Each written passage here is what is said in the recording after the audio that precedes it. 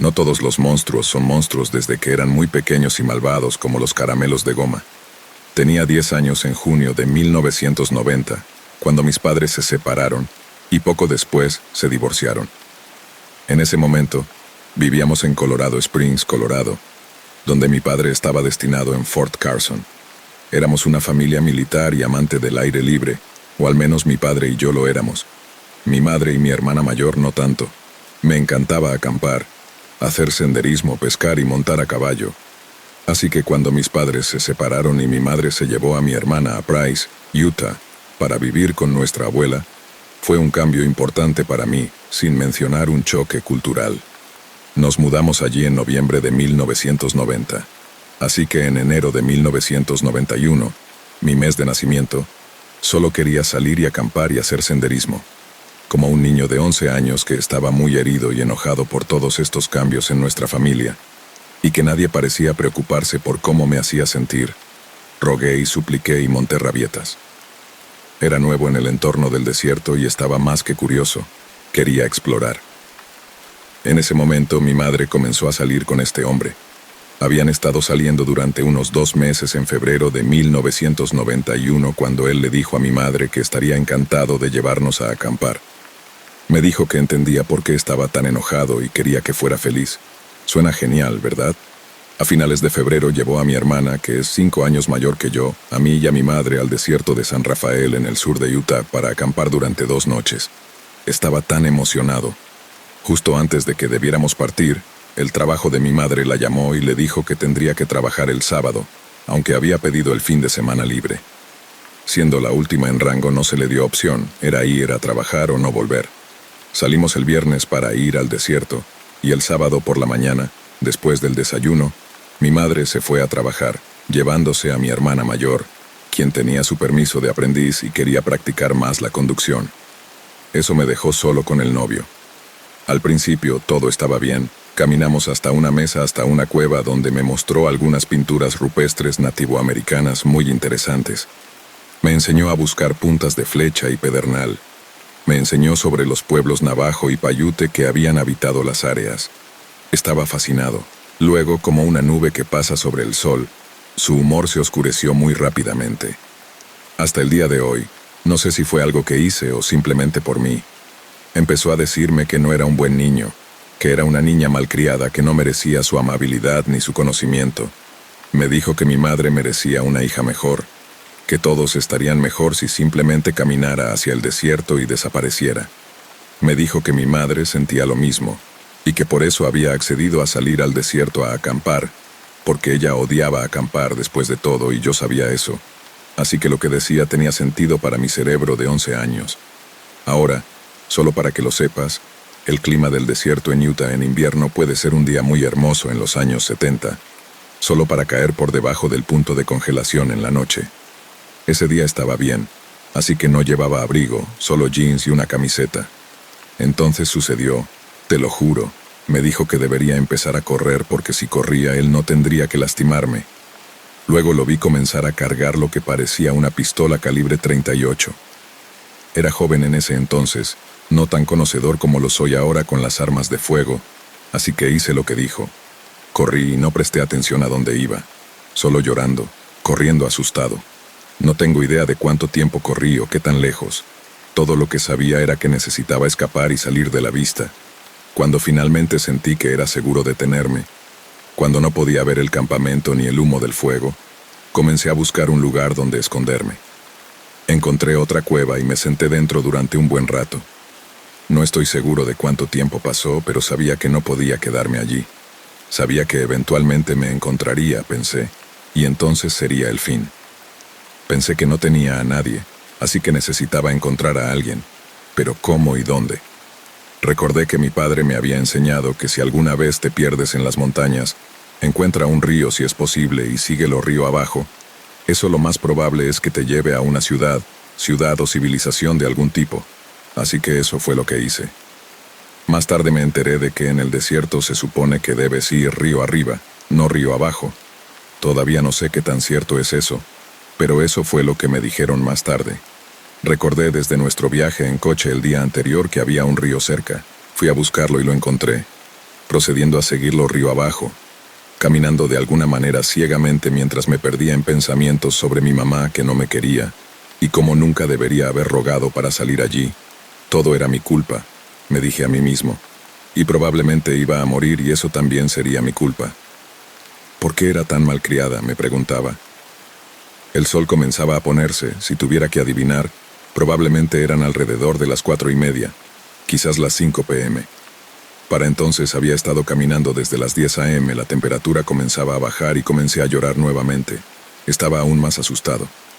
Aún sin prestar realmente atención, tropecé y caí en un pequeño río. Genial.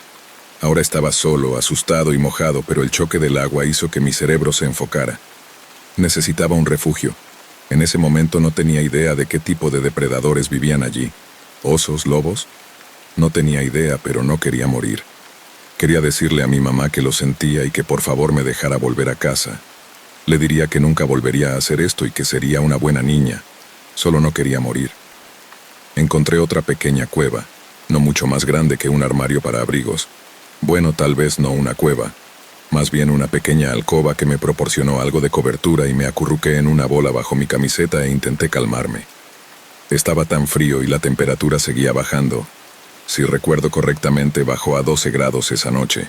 No por debajo del punto de congelación, pero definitivamente se sentía así. Luego comenzaron los aullidos y los chillidos. Lo había escuchado antes y la gente me había dicho que eran coyotes. Tal vez lo fueran y mi cerebro asustado y reaccionando exageradamente se asustó. Pero hasta el día de hoy nunca he visto coyotes tan grandes, ni he visto coyotes caminar erguidos. Había varios de ellos, tal vez 5, pero se movían a mi alrededor tan rápidamente en la oscuridad. La única luz era de la media luna y no iluminaba mucho. Miro hacia atrás ahora y estoy feliz de que no fuera así. Estas cosas parecían rodearme durante toda la noche, casi como si estuvieran curiosas. Tal vez solo estaban jugando conmigo. Se acercaron lo suficiente como para que yo viera que parecían perros grandes y aterradores, pero no parecían amenazarme, si eso tiene sentido. Aunque en ese momento no me importaba lo que quisieran, necesitaban irse o matarme y hacerlo rápido. Al menos esperaba que fuera rápido. Tristemente, pensé que eso sería más preferible que morir congelado o morir de hambre. Ya me había resignado a uno u otro, pero ahora esto. No tengo idea de cómo me quedé dormido o si perdí el conocimiento por el miedo, pero de repente me desperté y era el amanecer muy temprano, ese momento intermedio similar al crepúsculo, y estaba solo nuevamente. Mis piernas estaban entumecidas y era difícil caminar. Sentía extraños dolores punzantes a través del entumecimiento cada vez que daba un paso. Tenía hambre y sed y quería a mi mamá. Empecé a llorar nuevamente y a decirme en voz alta que era mi culpa y que yo había hecho esto. Cuando lo vi, parecía un perro grande o un lobo. Me estaba mirando desde la parte superior de la cresta. Oí que me ladraba y luego corría en la dirección opuesta. Lo miré estúpidamente, inseguro de qué hacer a continuación. ¿Me comería? ¿Me dejaría en paz? ¿Qué hago? Luego ahí estaba de nuevo, o al menos creo que era el mismo. Pero este estaba ahora en la parte inferior de la cresta, quizás a un campo de fútbol de distancia de mí. Y también me ladró. Pero esta vez no se alejó, se dio la vuelta y se alejó lentamente de mí. Pero seguía volviendo la vista hacia mí cada vez que miraba hacia atrás. Me ladraba nuevamente, y empecé a pensar que tal vez quería que lo siguiera. No tenía nada más que hacer con mi día, obviamente, así que lo seguí. En ese punto, no podía ver que las cosas empeoraran mucho. Lo seguí durante quizás 1 hora, tal vez más. El sol ya había salido completamente cuando finalmente se detuvo. Se dio la vuelta y me miró fijamente durante lo que pareció una eternidad hasta que el ruido de un motor ahogó el silencio. Luego, así como así, se fue y apareció este camión. Era un guardabosques del parque estatal y estaba buscándome. Nunca había estado tan feliz. Comencé a intentar saltar arriba y abajo, pero caí debido a cuán débiles estaban mis piernas y pies. Saltó del camión, me recogió y me colocó en el asiento del pasajero donde llamó por radio para decir que me habían encontrado. Rápidamente me dio un Snickers y una Coca-Cola y chico, te digo que hasta el día de hoy fue el mejor Snickers y la mejor Coca-Cola que he tenido. Me enteré de que tenía hipotermia severa y congelación en gran parte de mis pies. En realidad, querían cortar algunos de mis dedos de los pies. Estoy contenta de que mi madre no les permitiera hacer eso, aunque hasta el día de hoy todavía tengo daño nervioso en todos ellos, y si mis pies se enfrían, el dolor puede ser insoportable. También descubrí que mi madre no quería dejarme allí. Él quería a mi madre para él solo y al parecer yo estaba en el camino. Según tengo entendido, nunca lo encontraron después de ese día. Había dejado el desierto. Llamó a mi madre en el trabajo para decirle que me había ido y que ella estaba libre, libre al parecer. Al escuchar su respuesta, se dio cuenta de que había cometido un error, así que huyó. Me dijeron que probablemente había estado alucinando con las cosas grandes de perro, coyote, lobo que caminaban sobre dos patas posiblemente debido a la hipotermia. Cuando tenía 15 años estaba con mi mejor amiga, que es completamente neevo. Me pidió que le contara a su bisabuela lo que me había pasado y lo que había visto.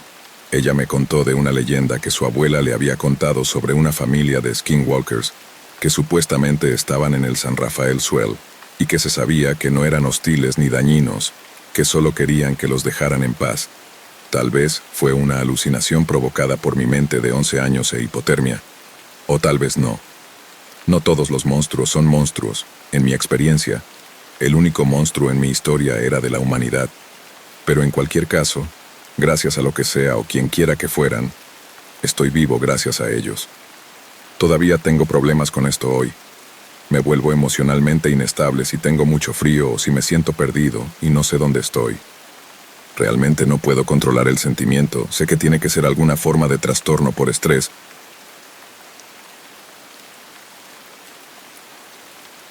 Esta historia ocurrió hace unos 2 años. Mis abuelos tienen esta cabaña en el bosque donde siempre iba cuando era pequeño. Una vez, durante las vacaciones de invierno, pregunté a mis amigos Joel y Axel si querían quedarse en la cabaña de mis abuelos por un tiempo. Luego, por supuesto, pedí permiso a mis abuelos. Ellos nos permitieron quedarnos varios días. Mis amigos y yo estábamos emocionados. Siempre habíamos sido niños al aire libre, y mis amigos siempre habían querido ver la cabaña de mis abuelos. Pronto llegó el día y todos fuimos. Mis abuelos vinieron con nosotros solo para asegurarse de que todo estuviera en orden. Después de eso, nos despidieron y quedamos solo yo y mis amigos. Bueno, también estaba un perro, un pastor alemán llamado Billy, en realidad nombrado así por el novel La llamada de lo salvaje. Billy era un perro muy audaz. No exagero cuando digo que una vez se enfrentó a un coyote cuando vivía en el rancho de mis padres. Era extraño cuando noté cuán tranquilo e inquieto había estado actuando Billy las primeras noches. No estaba realmente nervioso, per se, pero podía decir que él sabía que algo no estaba bien. Los animales simplemente pueden sentir cosas así. Entonces sucedió. Creo que fue la 4ª noche. Todos estábamos afuera de la cabaña. Axel estaba en la barbacoa. Joel y yo estábamos hablando sobre historias de la escuela. Billy estaba a unos metros de nosotros, cavando hoyos en el suelo. De repente comenzó a ladrar salvajemente hacia los árboles. Y digo como loco, si lo vieras en ese estado, pensarías que tenía rabia. Todos corrimos hacia Billy y miramos hacia lo que él estaba mirando. Allí, en la línea de árboles, había una figura oscura. Al principio pensé que era un hombre, pero cuando me concentré en ello, estaba lejos de ser la forma de un hombre. Estaba parado sobre patas traseras, pero esas patas estaban dobladas hacia atrás como las de un canino. Su cabeza también era justo como la de un canino, como la de un lobo o un coyote. Estaba cubierto de un denso pelaje negro, pero tenía ojos amarillos penetrantes. Sus orejas estaban puntiagudas en las puntas como las de un lobo. Mientras miraba a esta cosa, noté que tenía manos, no patas, manos que terminaban en grandes garras que harían que un oso se avergonzara. Medía alrededor de 2,10 metros de alto y podía ver claramente sus músculos. Era muy delgado. Al ver a esta cosa solté un grito audible que creo que escuchó porque me miró directamente, como intentando mirar dentro de mi alma. Billy, que creo que vio a la cosa mirándome, comenzó a ladrar aún más, si eso es posible. Luego escuchamos al criatura ladrar de vuelta. Te juro que hizo que Billy se callara por un segundo. El ladrido de esa cosa era profundo, amenazador, retumbante. Luego Billy comenzó a ladrar de nuevo, seguido por la criatura ladrando aún más. De repente, emitió un sonido como una mezcla entre el ladrido de un perro, el grito de un humano y el aullido de un lobo. Billy se detuvo en seco. Nos quedamos en silencio hasta que Billy comenzó a gimotear y a esconderse detrás de mí. Luego escuché a Axel susurrar para sí mismo. ¿Qué diablos es eso? Estoy bastante seguro de que la criatura lo escuchó también porque vi cómo se le levantaban las orejas. Después de un momento de solo estar allí parada, la criatura se dio la vuelta y comenzó a alejarse. Era tan escalofriante porque la forma en que caminaba era como la de un hombre también, balanceando sus brazos de lado a lado, dando largos pasos mientras se iba. Eso fue suficiente para nosotros. Todos corrimos de vuelta al interior de la cabaña y nos sentamos allí en la sala de estar en silencio. ¿Recuerda cómo dije que Billy no estaba realmente nervioso antes de esto?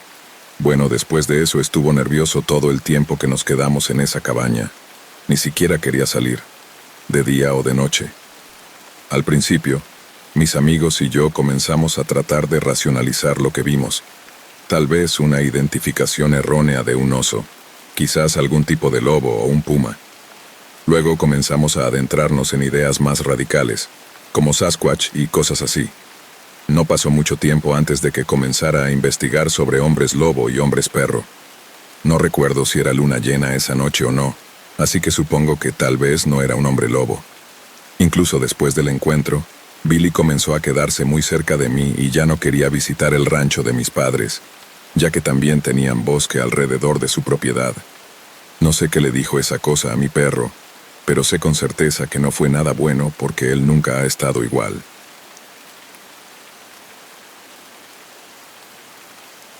Esta historia comienza en una cálida tarde de verano en casa de un amigo, hace aproximadamente medio año.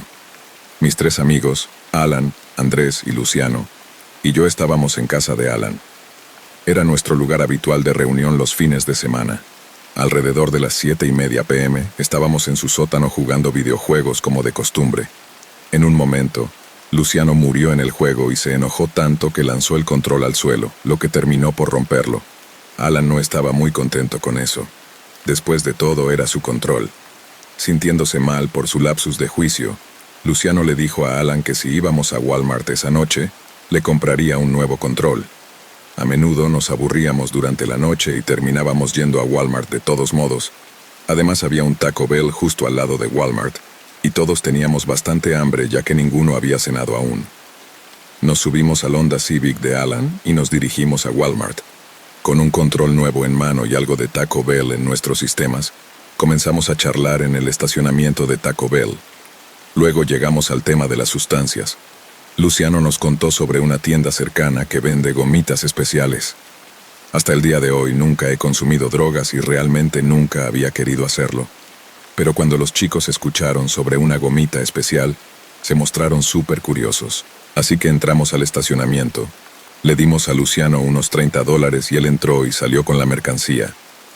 Por supuesto, los dos querían probar las gomitas lo antes posible, pero Alan dijo que su mamá estaba en casa, y si las consumíamos allí, ella lo descubriría y nos regañaría fuertemente. Tuve una idea, recordé que mi familia tenía una pequeña cabaña a unos 20 minutos de distancia, y pensé que los chicos podrían probar las gomitas allí. Les propuse la idea de la cabaña y de inmediato aceptaron. Comenzamos a dirigirnos hacia la cabaña. Para contextualizar, esta no es la típica cabaña de las películas de terror que has visto. En realidad, es más bien como una pequeña casa de aspecto más moderno. Tiene un dormitorio y un baño a la derecha y a la izquierda tienes una cocina con un dormitorio más pequeño con 4 literas. Directamente frente a la puerta principal, hay una pequeña sala de estar. La propiedad está rodeada por un lado de un área boscosa y en la parte trasera de la cabaña, hay una gran colina, con la cabaña en la cima de esa colina. Hay un pequeño campo de maíz en la parte inferior de la colina, y a unos 50 metros a la izquierda de la cabaña tenemos un cobertizo de madera que usamos para almacenar nuestros cuatrimotos y otras cosas. Al llegar, instantáneamente me sentí inquieto, como si alguien me estuviera observando desde la distancia. Al detener el coche me bajé y miré alrededor del área. Miré el cobertizo de almacenamiento. Pensé que vi un destello extraño repentinamente detrás de él, pero lo desestimé como mi imaginación. Entramos a la cabaña y los chicos estaban listos para probar esas gomitas, actuando como niños en Navidad desenvolviendo sus regalos favoritos. Me ofrecí para ser el sobrio, ya que al final del día, alguien tenía que conducir a los chicos de regreso a casa. Pasó aproximadamente media hora y Andrés comenzó a actuar de manera extraña. Comenzó a reírse de cualquier pequeño comentario. Luego Alan comenzó a hacer lo mismo. Luego me di cuenta de que la gomita estaba comenzando a hacer efecto en ellos. Alan agarró sus AirPods e inició su propio pequeño concierto de rock en su cabeza. Mientras tanto, Andrés se conectó a nuestro altavoz que tenemos en la cabaña y comenzó a bailar al ritmo de Sweet Caroline. Supongo que Luciano era más tolerante a estas gomitas porque parecía tan sobrio como yo. Siempre pensé que cuando te drogas simplemente te conviertes en un vago, sentado ahí, sumido en tus propios pensamientos, pero no lo cuestioné. Simplemente me senté allí en el sofá. Pasaron de 2 a 3 horas y la energía comenzó a decaer en la cabaña. Para entonces eran alrededor de las 2 a.m. Alan se fue al dormitorio de la derecha. Luciano se quedó dormido justo en el sofá y Andrés dijo que iba a salir a su coche para escuchar música. Así que salió y yo fui al otro dormitorio. Encendí la luz, me acosté en la cama tratando de dormir un poco. No tardé en escuchar algo. Había un ruido de golpeteo en la ventana en la pared del medio de la habitación. Reuní algo de valor para levantarme y echar un vistazo. Pero cuando lo hice no vi nada allí, aunque continué escuchando el golpeteo. Me senté allí esperando que algo apareciera a la vista de la ventana, pero no salió nada, y pronto los ruidos de golpeteo desaparecieron. Suspiré y traté de volver a dormir. De la nada mi teléfono comenzó a sonar. ¿Quién llama a alguien a esta hora de la noche?, pensé. Tomé mi teléfono y vi que era mi papá quien llamaba. Respondí con un cansado «Hola». «Hola, campeón. Vi en las cámaras del sendero que ustedes están abajo en la cabaña. Solo quiero avisarte que podría bajar por la mañana a cazar. ¿Podrías preparar mi arco?» «Claro, puedo hacer eso». «Adiós, papá», dije. Me levanté y preparé su arco como me lo pidió. Por alguna razón estaba en la otra litera al otro lado de la habitación, así que simplemente me levanté y lo preparé para él, ordenando sus flechas y demás. Luego recordé que Andrés todavía estaba afuera en su coche escuchando música. Lo llamé diciéndole que regresara adentro. No quería que mi papá bajara por la mañana y lo encontrara en su coche con resaca. Andrés aceptó y dijo que entraría pronto. Regresé a la cama y alrededor de 5 minutos después escuché que el pomo de la puerta se movía. Al principio me sobresaltó, pero luego recordé que la puerta se cerraba automáticamente. Probablemente era solo Andrés queriendo entrar, así que caminé hacia la puerta y estaba a punto de desbloquearla. Pero luego miré por la ventana de la puerta principal y me quedé congelado por lo que vi. Justo frente a la puerta vi esta alta figura, y quiero decir que era tan alta que sus hombros estaban tan altos como el marco superior de la puerta. Su piel era tan gris y tensa que parecía arcilla. Parecía que esta cosa no había comido en meses. Casi podía ver sus costillas asomándose. Entonces esta cosa, lo que sea que fuera, bajó la cabeza para que pudiera ver su cara. Y vaya, la cara de esta cosa era pura pesadilla. Sus ojos eran negros y tenía hoyos donde debería haber habido piel, y tenía capas de dientes, todos irregulares y puntiagudos. Luego la cosa me habló. «Déjame entrar». Pero lo realmente aterrador y confuso fue la forma en que sonaba su voz. Casi exactamente como Andrés. Sabía que no podía dejarlo entrar. ¿Quién sabe dónde estaba realmente Andrés con esa cosa afuera? Salí de mi trance y rápidamente recordé la escopeta de 12 cañones de mi papá. Estaba en el otro dormitorio y había cartuchos de escopeta en la mesa de la sala de estar. Cuando comencé a correr hacia el dormitorio, supongo que Luciano me escuchó y se despertó. Levantó la vista y vio a la bestia detrás de la puerta. «¿Qué es eso?», gritó Luciano mientras saltaba al aire. Cuando la criatura vio a Luciano, comenzó a mover el pomo de la puerta tan fuerte que pensé que se iba a caer. Corrí desde el dormitorio con la escopeta. Luego recogí los cartuchos de la mesa e inserté las balas en el arma. He crecido rodeado de armas casi toda mi vida, así que cuando disparé hacia la bestia, estaba casi completamente seguro de que le habían dado. Hubo un golpe, un grito aterrador que sonaba como el de un zorro. Después, una figura comenzó a alejarse de la cabaña colina abajo, desapareciendo en el campo de maíz. Otro aspecto espeluznante de esto fue la forma en que corría, la velocidad que era capaz de alcanzar. Tenía que haber al menos 230 metros desde la cabaña hasta el campo de maíz, y esa cosa estaba allí, y solo en unos pocos segundos después de ver eso, arrastré el trasero aturdido de Alan fuera de la cabaña, Luciano siguiéndonos detrás. Corrimos hacia el coche de Alan y abrimos la puerta. Allí estaba Andrés durmiendo en el asiento del conductor. Ya que realmente no podíamos mover a Andrés, simplemente saltamos y nos fuimos de vuelta a casa de Alan. Después de esta experiencia, no he vuelto a la cabaña de mi familia.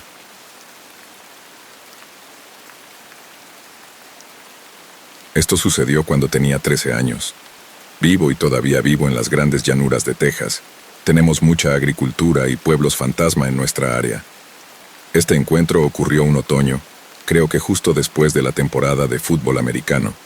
Estaba con muletas después de la temporada porque había roto mi menisco y el ACL. Esta experiencia sucedió cuando mi familia y yo salimos a dar una vuelta en coche a una de nuestras ciudades locales alrededor de las 10 p.m. Mi hermana tenía hambre, así que decidimos comprar algo en McDonald's. Yo comí un doble cuarto de libra.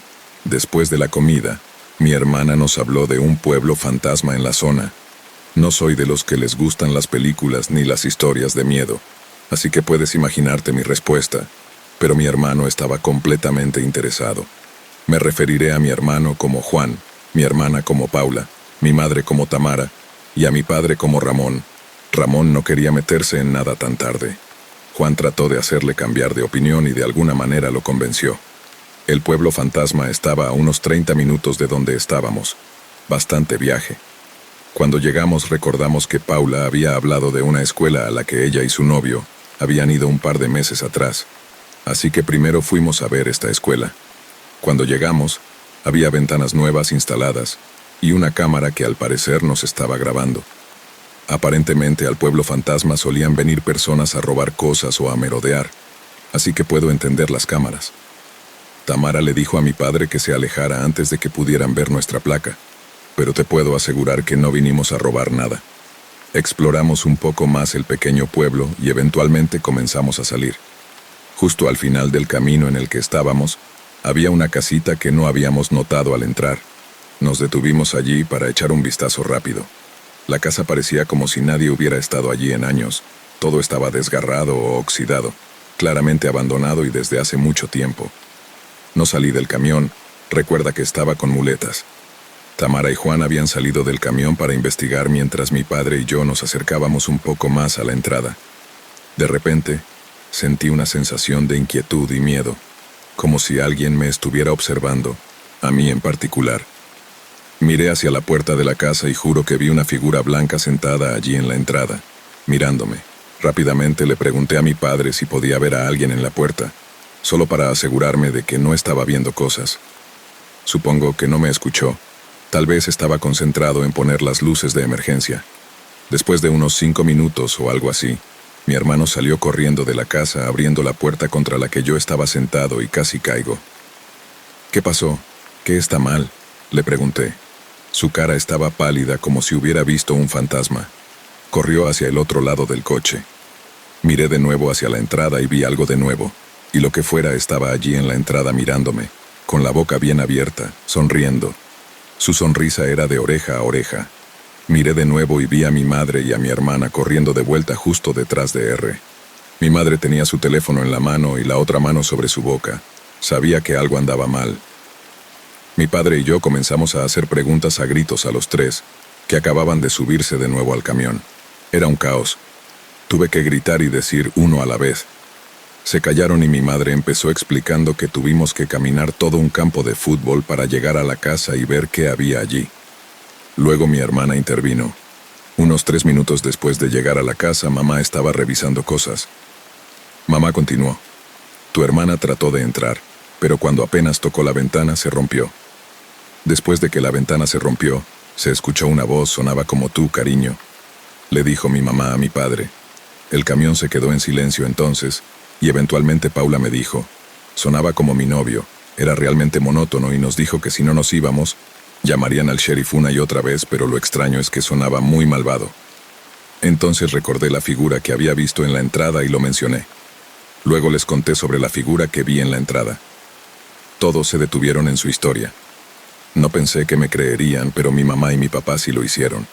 Mi madre comenzó a preguntarle a mi papá por qué no había venido a buscarnos, porque dijo que habían estado ausentes 20 minutos, pero mi padre la miró como si estuviera loca, diciendo que solo habían pasado unos 5 minutos desde que llegaron. No sé, incluso hasta el día de hoy no estoy seguro de qué pasó. Solo mantente seguro allí fuera y no entres en casas abandonadas a las 11 p.m. en las grandes llanuras de Texas en algún pueblo fantasma.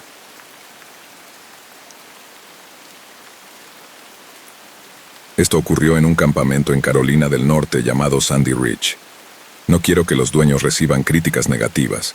Fue en el verano de 2022 y no estaba sola en el bosque. Estaba con mi hermana menor. Acabábamos de llegar y estábamos bastante decepcionadas porque en línea decía que había una piscina, pero no había ninguna. Me dije a mí misma, bueno, ¿y ahora qué? Revisamos nuestro pequeño folleto y mencionaba algo sobre senderos para caminar, así que fuimos a la oficina y preguntamos a la señora detrás del mostrador sobre ellos. Cabe mencionar que este campamento era propiedad de una pareja mayor. Era un lugar pequeño, así que la señora en el escritorio era la esposa del dueño. Ella nos dijo que la piscina aún estaba en construcción, pero que había algunos estanques en el bosque y que podríamos preguntarle a su esposo, porque al parecer él estaba en los senderos en ese momento haciendo mantenimiento. Mi hermana y yo tomamos nuestro carrito de golf y casi tan pronto como llegamos al sendero, encontramos a su esposo. Estaba en una especie de tractor y nos informó muy emocionado que había 400 acres de senderos para explorar. No sé si los senderos de tierra aparecen en los mapas. También nos mencionó que si salíamos justo antes del atardecer a uno de los senderos más lejanos, podríamos ver conejos. En ese momento, me pareció genial. Pero ahora, pensándolo bien, me pregunto por qué iría tan lejos en un bosque desconocido justo antes de anochecer, pero era ingenua. Así que continuamos explorando el resto del día, y encontramos un cráneo de algo más tarde. No estoy segura de qué era exactamente. Soy una chica de ciudad, así que envié una foto a uno de mis amigos del campo. Ella dijo que tampoco tenía idea de qué era, lo cual es extraño. Obviamente lo puse bajo el asiento del carrito de golf para preguntarle a mi papá de vuelta en el campamento. De regreso, vimos una casita justo al entrar en los senderos. Había muchos senderos que se dividían en más y parecían no tener fin. Al anochecer nos quedamos atascadas en la arena. Recuerdo pensar, genial, pero intentaba mantener la calma, ser la hermana mayor valiente. Intenté empujar el carrito de golf, pero no funcionó, así que pensé en llamar a ese buen hombre del campamento. En ese momento pensé que era un buen tipo. Hice justo eso. Estábamos a unos 10 minutos en el carrito de golf dentro del bosque, así que le tomaría como máximo 20 minutos levantarse de la cama, subirse a su tractor y alcanzarnos. Sin embargo, llegó en menos de 5 minutos. Me asusté porque no estoy acostumbrada al bosque, como puedes esperar. Estaba muy feliz de verlo tan rápido. En ese momento no pensé que fuera extraño que hubiera llegado tan pronto, como si hubiera estado mucho más cerca de lo que debería. De todos modos, mientras nos ayudaba a desatascar el carrito de golf de la arena, pregunté si estaba permitido cazar aquí, no porque yo cazara, sino porque quería averiguar sobre el cráneo, pero no quería decirle exactamente. Sacó el carrito de golf bastante rápido. Le agradecimos y volvimos al campamento. Mi papá estaba molesto porque no lo habíamos llamado para que trajera su camioneta y nos remolcara, pero no sabía si su camioneta cabría en esos senderos. Le mostré el cráneo y dijo que parecía haber sido disparado. Me mostró el pequeño agujero en el cráneo donde había impactado la bala. Dije, oh, bueno, supongo. E inmediatamente se lo mostré y se lo dije a mi hermana. Mi hermana es bastante callada con todos excepto conmigo. Ella dijo que era raro. Al día siguiente salimos con la música a todo volumen en el carrito de golf. De todos modos, no había nadie cerca para escucharla. Mi hermana encontró un puesto de caza justo donde el dueño había dicho que buscáramos a los conejos. No estoy muy segura de cómo lo vio. Estaba muy bien escondido. Hubiera sido fácil para alguien sentarse allí y observar.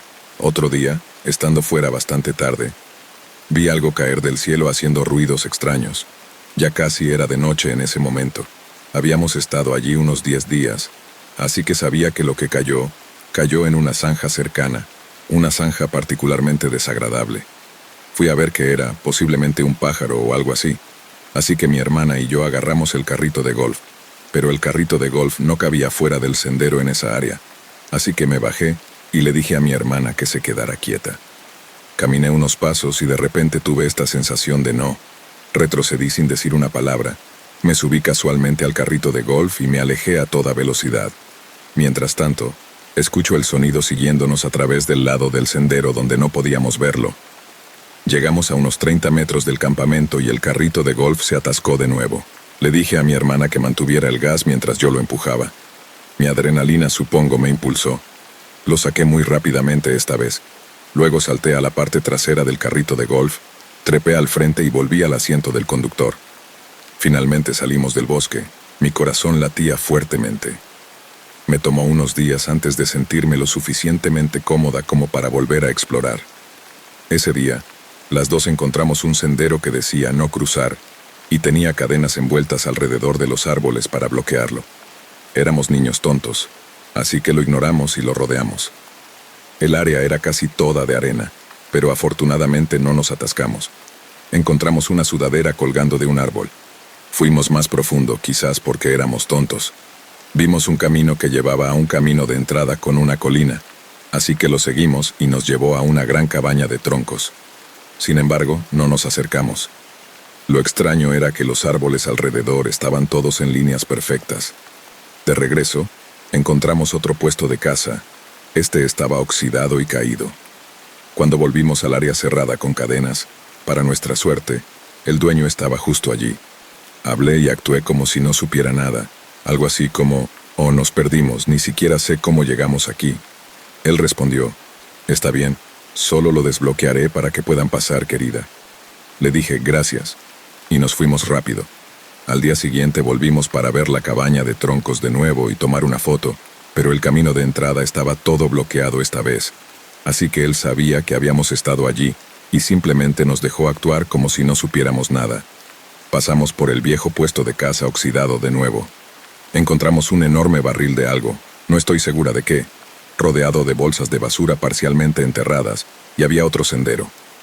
Recuerdo haber pensado que cualquier cosa era mejor que volver a pasar por las cadenas, así que seguimos por este otro sendero que nos llevó de vuelta a uno de los senderos que reconocí, y eventualmente de vuelta al campamento. En nuestro último día allí hicimos un último paseo nocturno. Fue aterrador, aunque no directamente aterrador, sino más bien implícito. Sentíamos que nos observaban donde quiera que íbamos allí. No estoy realmente segura de qué estaba pasando.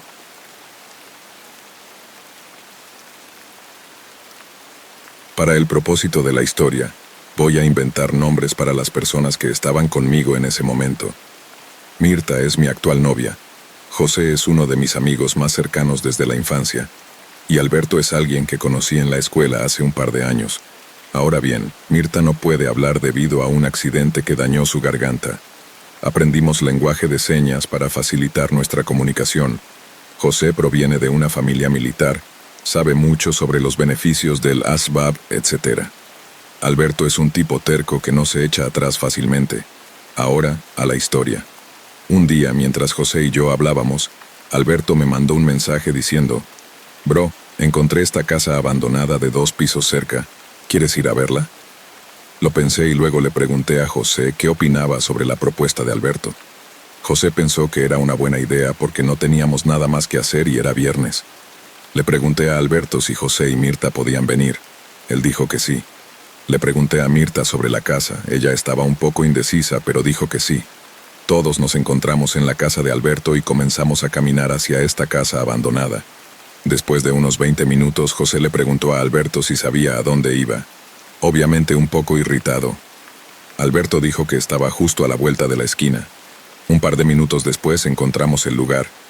Fuimos por detrás y José encontró una ventana desbloqueada. Todos trepamos al interior. Exploramos el lugar por unos 10 minutos. Alberto comenzó a hablar sobre la historia de la casa. Habló de una gran familia que vivió allí durante años.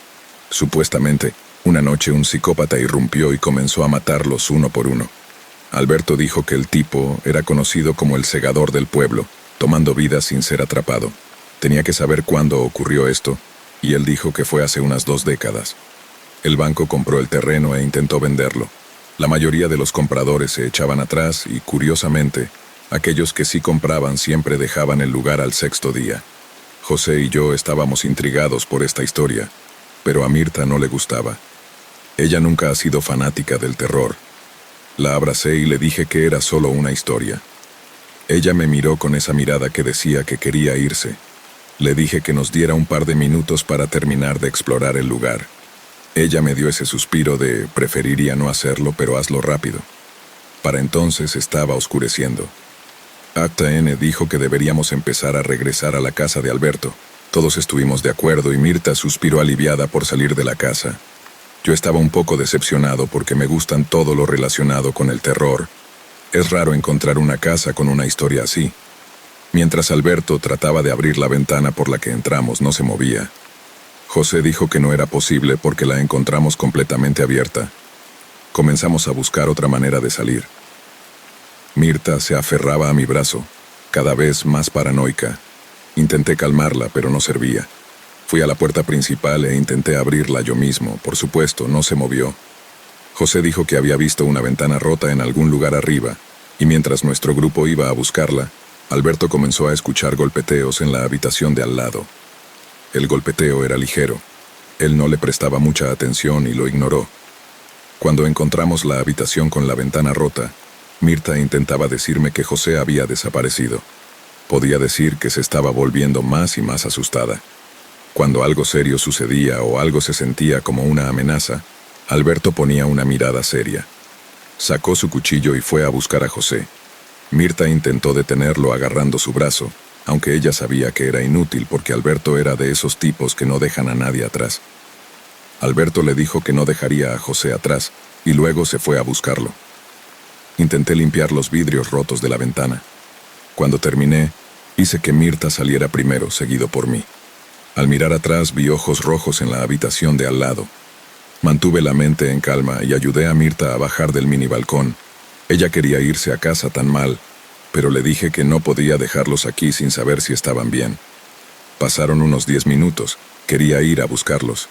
Mirta me agarró del brazo y me dio una mirada que decía, «Por favor, no vayas». No quería dejarla sola, y tampoco quería que ella estuviera allí con esa cosa que vi. No mencioné lo que vi por razones obvias. En cambio, opté por llamar a la policía para que registrara la casa. Cuando llegaron, les conté lo que había pasado. No parecían creerme. El oficial con el que estaba hablando notó cuán asustada estaba Mirta, así que él y su compañero entraron a la casa a buscar a Alberto y José. Regresaron diciéndonos que la casa estaba vacía. No había nadie dentro. Quizás fue la conmoción y la incredulidad en nuestros rostros, pero el oficial preguntó si habíamos estado bebiendo o tomando drogas. No lo estábamos, pero cuando se lo dijimos al oficial, él mostró una mirada de preocupación. Nos dijo que nos llevaría a casa. Le di la dirección de Alberto para que pudiéramos recoger mi camioneta y volver. 2 días después, todavía no había noticias de José o Alberto. Recibí un mensaje de texto el lunes por la mañana de Alberto sobre la tarea de matemáticas que había olvidado hacer. Pensé que era una broma debido a lo que había pasado. Le pregunté solo cosas que Alberto sabría. Estaba haciendo una especie de momento de «te atrapé», pero él las respondió correctamente. Le pregunté si recordaba lo que pasó ese fin de semana, y dijo que no tenía idea de qué estaba hablando.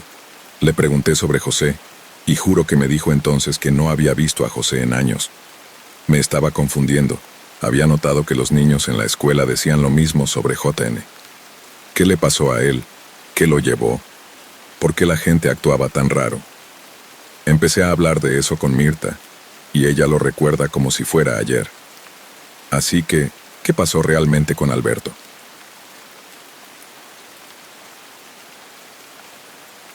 Hace 2 años, mi esposo de 21 años, Carlos, mi hermano de 26 años, Daniel, y yo, una mujer de 21 años, nos mudamos a una casa de alquiler.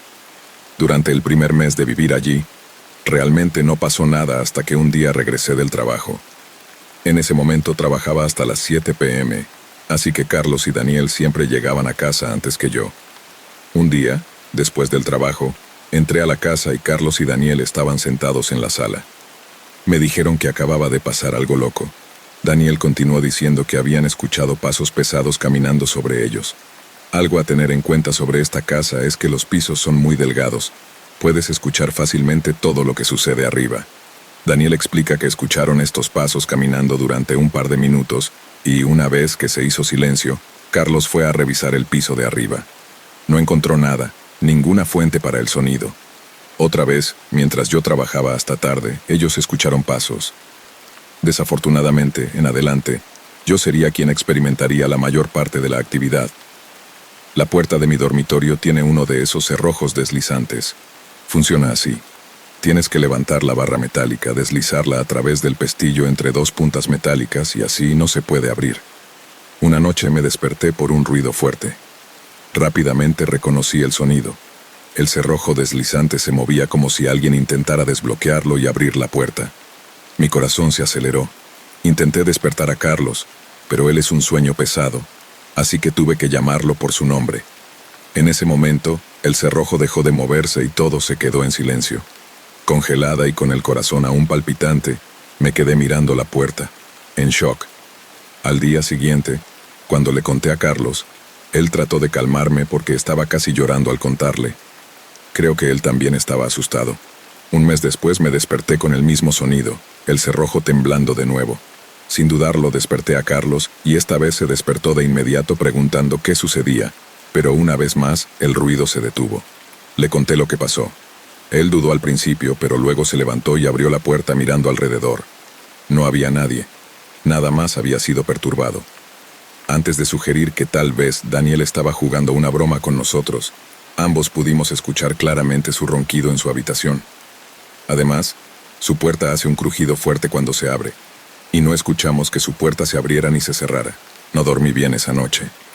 Con el tiempo nada realmente significativo sucedió, aparte de que a veces veía una figura oscura en las sombras. Constantemente veía una figura oscura, o potencialmente figuras, asomándose por las puertas, principalmente por las puertas del cuarto de lavado y los baños superiores. Empezó a asustarme mucho, así que inventé una excusa con Carlos y Daniel para que todos comenzaran a cerrar las puertas. No lo detuvo completamente, pero hizo las cosas un poco mejor.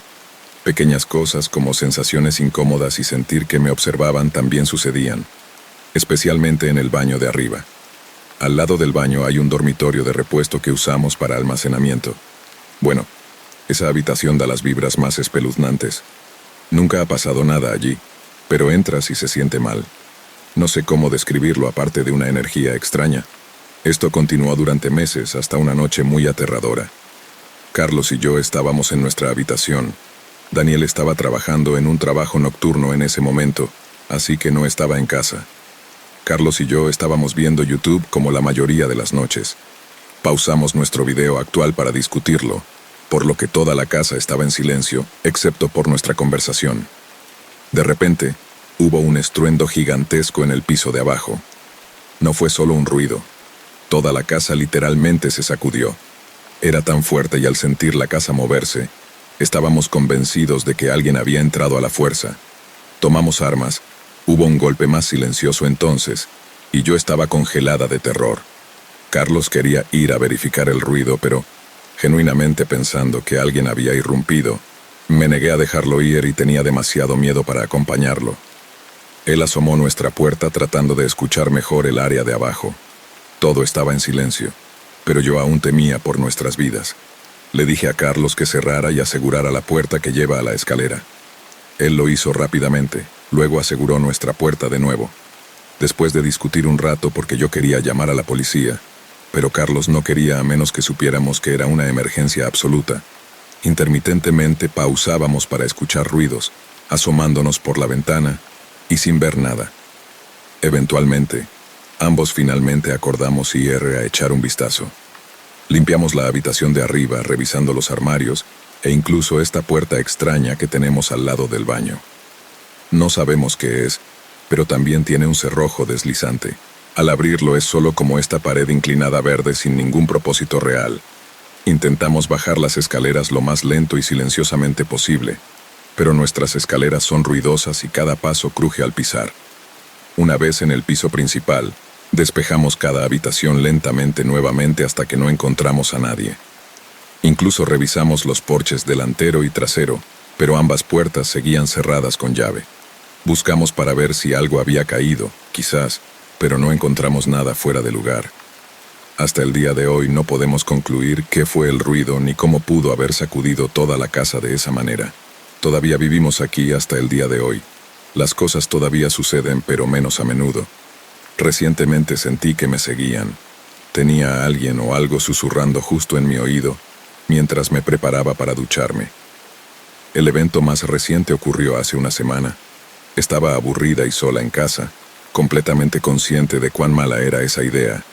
Ignoré completamente mi propio presentimiento y descargué una de esas aplicaciones gratuitas para cazar fantasmas.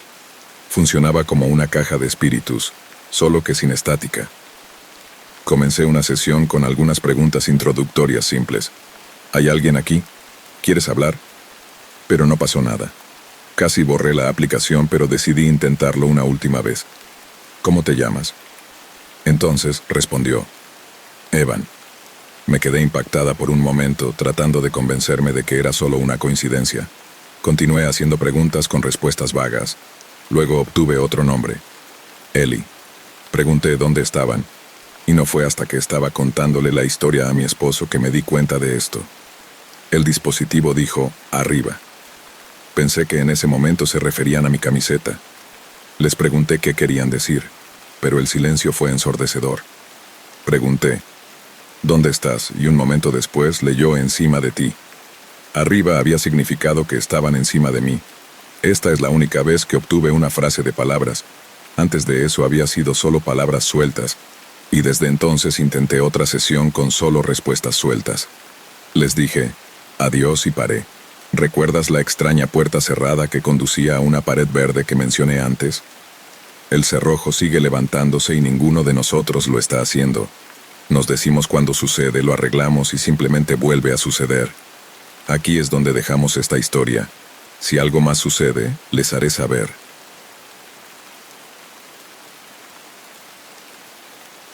Hace mucho tiempo, en un pueblo llamado Majarilla, había una espeluznante mansión sobre la que circulaban todo tipo de rumores. Todo el mundo creía que en esa mansión habitaba el espíritu de una bruja, y muchos habitantes del pueblo sentían su presencia en varias ocasiones. Una vez, la gente del pueblo estaba sentada en la plaza discutiendo sobre la mansión. «Hermano, hay un espíritu en esa mansión. He visto flores ser arrancadas de los árboles y volar hacia la mansión», decía uno. «No, Roshan, hermano, no es un fantasma, es el espíritu de una bruja. He escuchado el sonido de sus tobilleras», decía otro. «Sudhanshu, hermano, no es un fantasma ni una bruja, es un demonio. Vi cómo la leche de mi vaca se movía sola hacia el recipiente, y luego el recipiente se movió hacia la mansión», agregó otro. «Esto es cierto, también he escuchado muchas risas», dijo otro hombre. «Samindar Sahab, deberías construir un muro sólido entre la mansión y el pueblo, al menos para que esos espíritus no dañen a nuestros hijos. Mira, mi hijo regresa de América en unos días y se irá después de un tiempo. No debes saber nada sobre estos eventos. Después de que se vaya, construiré ese muro». Un campesino del pueblo tenía un hijo, Dil Kumar, que iba a la ciudad a comprar fertilizantes. El camino pasaba justo frente a la mansión. Cuando llegó frente a la mansión, asustado, vio a una hermosa joven que se le apareció. «¿Quién eres y qué haces aquí? ¿No sabes que esta es una mansión embrujada y que estar aquí no está exento de peligros?», le preguntó. «Mi nombre es Chandni, yo vivo aquí. Vamos y venimos todo el tiempo. Nunca hemos visto un fantasma», le respondió ella. Escuchando esto, Dil Kumar empezó a sentir miedo, preguntándose si lo que había escuchado hasta ahora era verdad o mentira. Justo entonces, Chandni dijo: «Sabes, yo vivo en la mansión. ¿Qué estás haciendo? Todo el pueblo sabe que esta mansión está habitada por fantasmas y brujas. ¿Crees en esas cosas? Estoy tan asustado, siendo un hombre, y aquí estás tú, una chica, sin miedo. Esto no puede ser la verdad. Ven, te presentaré al resto de las personas, eso acabará con tu miedo». Dil Kumar la siguió, pero de repente fue empujado desde atrás y cayó por la colina. Los aldeanos corrieron hacia él y encontraron que Dil Kumar había muerto. Ahora la mansión se había convertido en una verdadera casa de miedo. Todos creían que una bruja llamada Chandni, que vivía en la mansión, había matado a Dil Kumar. Al día siguiente, el hijo del Samindar, Vivek, regresaba al pueblo con un amigo. Al poco tiempo, ambos amigos llegaron a casa y se fueron a dormir. Al día siguiente, cuando fueron a pasear por el pueblo, los aldeanos les advirtieron que no fueran cerca de la mansión. Finalmente, para cambiar la mentalidad de los aldeanos, Vivek y su amigo decidieron pasar una noche en la mansión. ¿Estoy escuchando esto bien? Vivek, ¿quieres ir a la mansión? ¿Estás loco? Nunca te dejaré hacer eso, dijo su padre.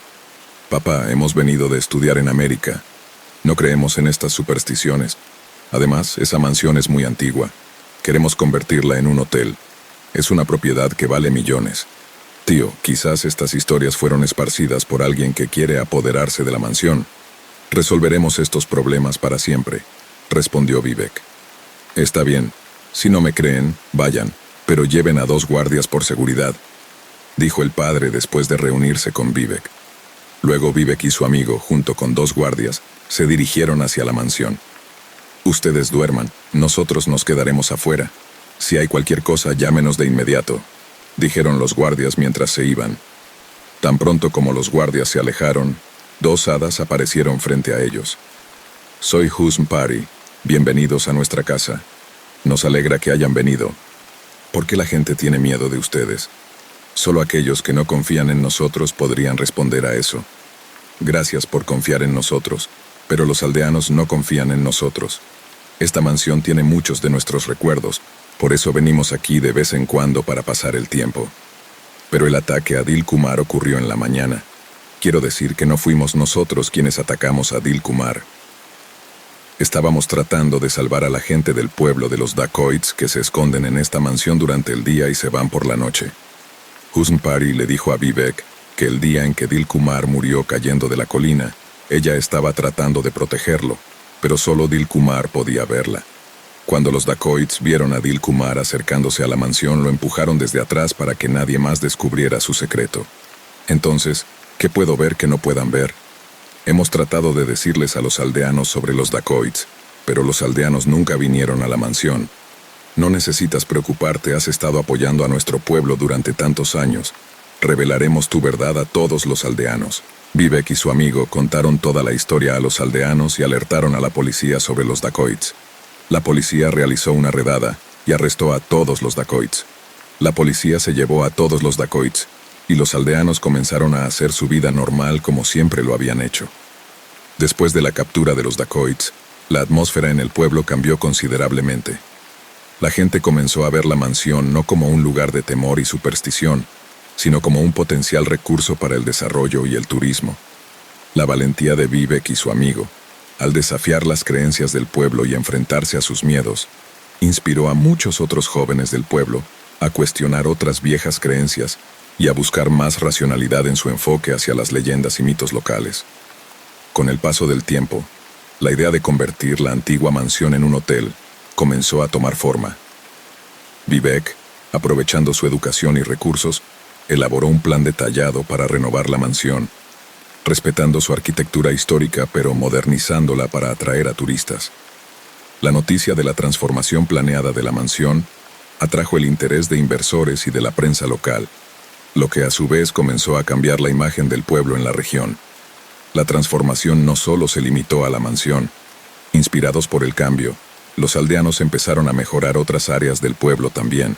Limpiaron las calles, renovaron el mercado local y establecieron un pequeño museo dedicado a la historia del pueblo y a la verdadera historia de la mansión, desmintiendo los viejos mitos y proporcionando una fuente de aprendizaje y orgullo para la comunidad local. El turismo comenzó a florecer. Los visitantes, atraídos por la historia de la mansión y el encanto del pueblo renovado, empezaron a llegar en números mayores. Esto, a su vez, creó nuevos empleos y oportunidades de negocio para los aldeanos, muchos de los cuales abrieron pequeñas tiendas de artesanías, cafeterías y ofrecían recorridos guiados. La historia de Vivek y la mansión se convirtió en un ejemplo en escuelas y en discusiones comunitarias, como testimonio de cómo enfrentar y superar el miedo puede llevar a cambios positivos y progreso. Los jóvenes del pueblo, en particular, se sintieron motivados para perseguir estudios y traer de vuelta a su comunidad el conocimiento y las habilidades adquiridas para seguir mejorando la vida en el pueblo. El cambio más significativo, sin embargo, fue quizás en el espíritu de la gente del pueblo. Dejaron de mirar a la mansión como un lugar de miedo y empezaron a verla como un símbolo de su capacidad para cambiar y controlar su propio destino. Un lugar que una vez fue temido, ahora se había convertido en un punto de encuentro para celebraciones y eventos comunitarios. En última instancia, la historia de la mansión de Maharija se convirtió en una leyenda de esperanza y renovación, mostrando que incluso los lugares más oscuros pueden iluminarse con entendimiento y esfuerzo comunitario.